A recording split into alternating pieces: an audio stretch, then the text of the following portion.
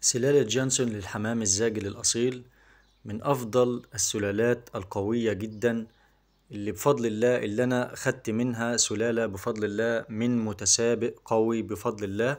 والسلالة موجودة عندنا في قلب الغية بتاعتنا، وحبيت إن أنا أفرجكم على بعض الحمام اللي موجود عندي بفضل الله، الجانسون والبلاك والجان أردن بفضل الله من الحمام الزاجل الأصيل.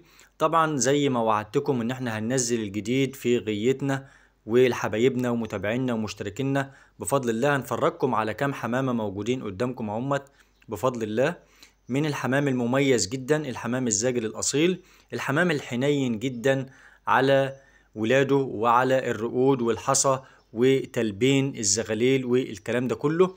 طبعا غيتنا بفضل الله غنية عن التعريف بناء على طلب حبايبنا ومشتركينا، الناس اللي حابة تتفرج على البلاك. أدا الذكر البلاك موجود قدامكم اهو يا جماعة بفضل الله، والجانسون اللي بيجري وراه دهوت بفضل الله ذكر برضه، وده جان أردن اكتاف بسم الله ما شاء الله، يعني حمامتين نضاف جدا.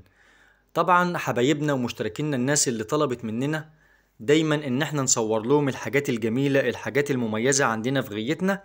طبعا رجعنا لكم بفضل الله بأقوى سلالة حمام الجانسون بفضل الله، والبلاك زي ما انتم شايفين قدامكم كده في الفيديو بتاعنا. وبناء على طلب حبايبنا برضو بكررها تاني ان احنا نصور الحمام بتاعنا وغيتنا المتواضعة غيتنا البسيطة، وفي اي مكان هتربي حمام، في اي مكان وبأقل الامكانيات هتربي حمام بفضل الله. ده ذكر جانسون بفضل الله، تمام، اللي هو قدامكم دوت اللي هو على الكاميرا ده اهو، تمام. وده جان أردن بفضل الله من الحمام المميز جدا. طبعا انا بحب الزاجل ليه؟ واشمعنى الحمام الزاجل اللي انا بربيه؟ طبعا الحمام الزاجل حمام بيحب يرجع لوطنه ومسكنه، وحمامة حنينة جدا، وفي نفس الوقت حمامة وفية، مهما راحت بترجع لك تاني، مهما بعدت عنك بترجع لك تاني. طبعا الحاجة الوحيدة اللي ما بتخليهاش ترجع ان هي لا قدر الله لو ماتت او حد مسكها وحبسها، حد اصطادها بمعنى اصح وعمل لها فخ، فطبعا في الحالة ديت ما بترجعش الا اذا لو فلتت من اللي ماسكها. طبعا الحمام الزاجل دايما بنقول الحمام الزاجل الحمام الزاجل، الحمام الزاجل ده من اقوى واوفى واحن الحمام في الغية كلها، وحمامة في النش قوية جدا بفضل الله، حمامة قوية جدا وحمامة سريعة جدا.